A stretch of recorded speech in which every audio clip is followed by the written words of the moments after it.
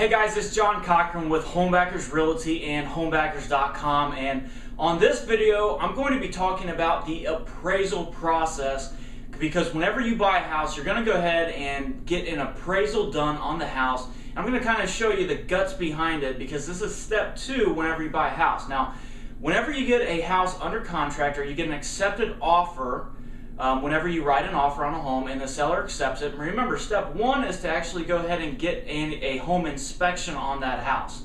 So that's step number 1. Once you go ahead and get that home inspection and everything is okay with you and okay with the seller, step 2 comes in, and here's exactly where the appraisal is going to come in. You don't have to go ahead and order this. Your Homebackers Realtor doesn't even have to order this. Your bank actually will go ahead and order the appraisal. Okay, so whoever's doing your loan, they're going to go ahead and order the appraisal. Now, there has been some fraud in this. So basically, your loan officer, whoever you're getting a loan from, they are not allowed to know the appraiser. Your Homebackers Realtor is not allowed to know the appraiser, and the chances are you're not going to know who that appraiser is, because your bank wants a good true value, which you should be getting, is a good true value of what that home that you're buying is actually worth. It's really, honestly, it's the best thing. It's a third party that goes through there, and it's basically going to be a neutral party that goes ahead and tells you exactly how much that house is worth. So this video is going to show you exactly kind of the guts behind it, to show you exactly what they do and what they're looking for in order to come up with the value for your house. So, okay, so you have a house under contract, the bank goes ahead and sends an appraiser out, third-party appraiser, great. So what the appraiser is going to do is they're going to have a camera, they're going to have a tape measure, and they're going to have a sheet of paper, probably, a notepad or whatever. First thing that they're going to do, maybe even the last thing that they do, is they're going to take a lot of pictures of your house. They're going to take a picture of the front of the house, the side of the house, the back of the house, a street view of the house, and then they're going to take one picture of each room that's in the house. Now, they're also, if there's something might be wrong with the house, which hopefully there's not, but if they notice something on the wall, or something on the carpet or something like that, not just stains, anything like that, I'm talking about things that actually do matter, they're going to go through and take pictures of that as well, just for their notes and everything. Once they go ahead and have all the pictures done and everything, they're going to go ahead and note all the features of the house. Does it have a lawn sprinkler? Does it have central air? Does it have a central vacuum? Does it have, what kind of mechanicals does this house have? Does it have an open floor plan? Does it have, just basically what kind of cabinets it has? All this different stuff that it has. All the features of this house, okay? Jacuzzi tubs. How many? What is the features of this house? They're going to go ahead and note all that there. They're also going to go ahead and on their scratch pad, they're going to go ahead and put the numbers of bedrooms and bathrooms that your home has, along with all the features that the house has as well. Okay, so whenever they get all that stuff done, they're going to have room sizes, they're going to have the square footage of the house, they're going to have all the different guts of the house. And they might even do a drawing of the house. I've seen people, the appraisers, actually have a drawing of the house, but a lot of times they can go ahead and get that online now.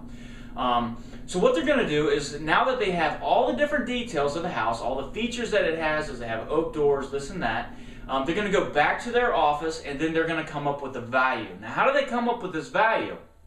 The thing that they do is they look into the MLS. That's the multiple listing service. It's where all realtors go to actually go ahead and find properties.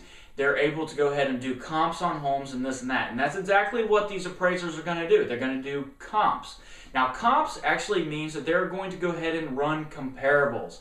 Now, remember, whenever they come out to your house, they are going to go ahead and find all the features of the house, how big it is, how many bedrooms, all this and that. They're going to know everything. Then when they get back to their office, they're going to run comps, or they're going to find comparable homes in that area, typically within a quarter mile or a half mile. If you live in the country, if you're buying a house in the country, they might even have to go out a mile, or I've seen it where they have to go out 2 miles.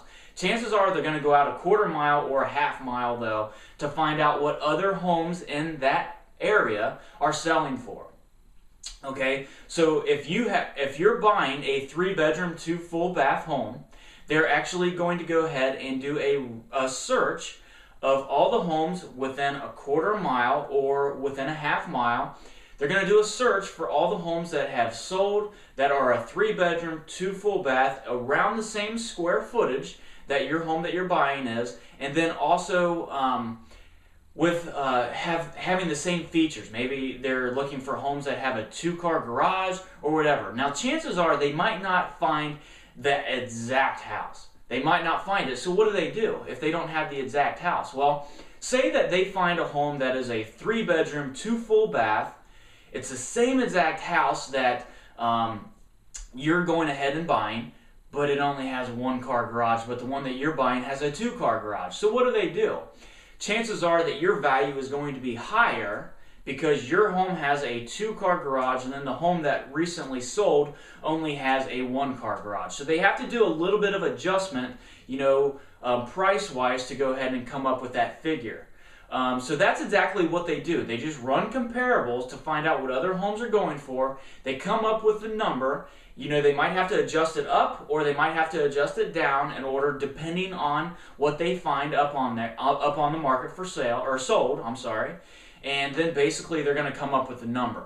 What they do with that is they actually send that to your lender, and basically your lender will go ahead and take it from there. You do have all rights to that appraisal because technically you're paying for it through your closing cost. So technically you're paying through your closing costs, so you do have all rights for that appraisal. What you have to do to get your hands on that appraisal is actually ask your loan officer to go ahead and do it. Now you have to ask them that, or they're not just going to hand it over to you. They should, but you do actually have to ask them for that home appraisal. So keep that in mind. I would definitely get it too if I was you. Just so that you know exactly what the value came in at the home that you're currently buying. So that's exactly kind of the guts behind what happens with the home appraisal, which is step 2. And then once that goes ahead and gets taken care of, you can go ahead and move on to the next part of your closing. So all you have to do whenever you're looking to buy a house is contact your home backer's realtor, and we'll get in touch with you, and we'll talk to you soon.